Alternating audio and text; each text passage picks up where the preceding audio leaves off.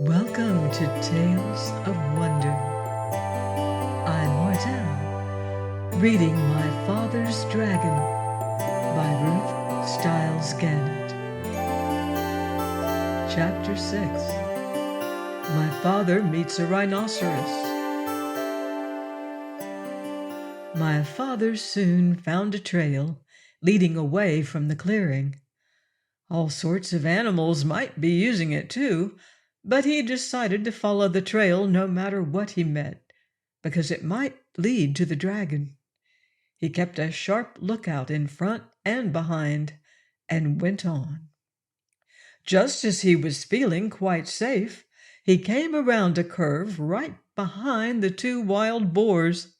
One of them was saying to the other, "Did you know that the tortoises thought they saw Monkey carrying his sick grandmother to the doctor's last night? But Monkey's grandmother died a week ago, so they must have seen something else. I wonder what it was." "I told you there was an invasion afoot," said the other boar, "and I intend to find out what it is. I simply can't stand invasions." "Me neither," said a tiny little voice. Me neither." And my father knew the mouse was there too. "Well," said the first boar, "you search the trail up this way to the dragon. I'll go back down the other way through the big clearing, and we'll send Mouse to watch the ocean rocks, in case the invasion should decide to go away before we find it." My father hid behind a mahogany tree just in time, and the first boar walked right past him. My father waited for the other boar to get a head start on him, but he didn't wait very long, because he knew that when the first boar saw the tigers chewing gum in the clearing, he'd be even more suspicious. Soon the trail crossed a little brook, and my father, who by this time was very thirsty, stopped to get a drink of water. He still had on his rubber boots, so he waded into a little pool of water and was stooping down when something quite sharp picked him up by the seat of the pants and shook him very hard. "Don't you know that's my private weeping pool?" said a deep, angry voice. My father couldn't see who was talking, because he was hanging in the air right over the pool, but he said, "Oh, no, I'm so sorry. I didn't know that everybody had a private weeping pool." "Everybody doesn't," said the angry voice, "but I do, because I have such a big thing to weep about, and I drowned everybody I find using my weeping pool." With that, the animal tossed my father up and down over the water. "What is it that you weep about so much?" asked my father, trying to get his breath.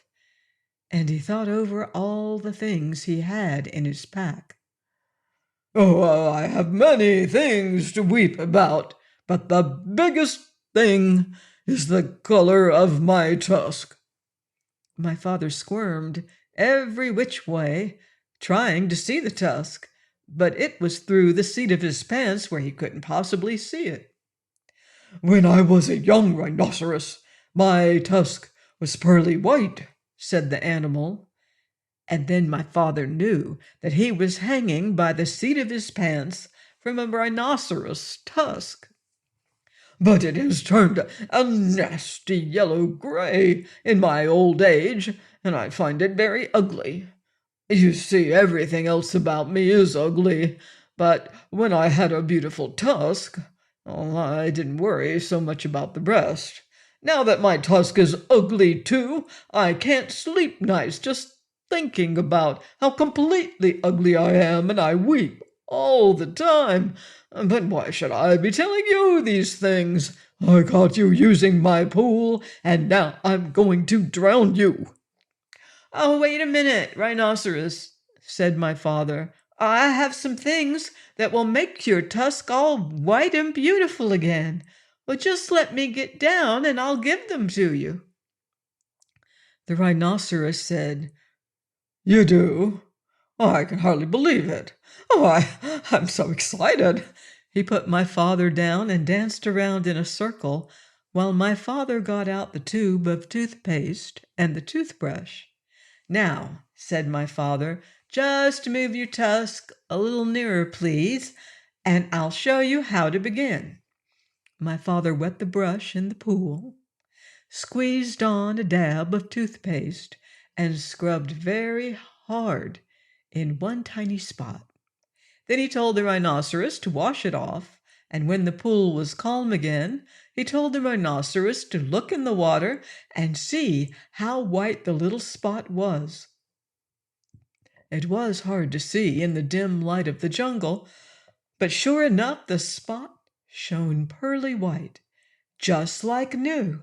The rhinoceros was so pleased that he grabbed the toothbrush and began scrubbing violently, forgetting all about my father. Just then my father heard footsteps, and he jumped behind the rhinoceros. It was the boar coming back from the big clearing where the tigers were chewing gum. The boar looked at the rhinoceros and at the toothbrush and at the tube of toothpaste, and then he scratched his ear on a tree. "Tell me, rhinoceros," he said, "where did you get that fine tube of toothpaste and that toothbrush?" "Too busy," said the rhinoceros, and he went on brushing as hard as he could. The boar sniffed angrily and trotted down the trail toward the dragon, muttering to himself, "Very suspicious. Tiger's too busy chewing gum. Rhinoceros too busy brushing his tusk. Must get hold of that invasion. Don't like it one bit, not one bit. It's upsetting everybody terribly. Wonder what it's doing here, anyway."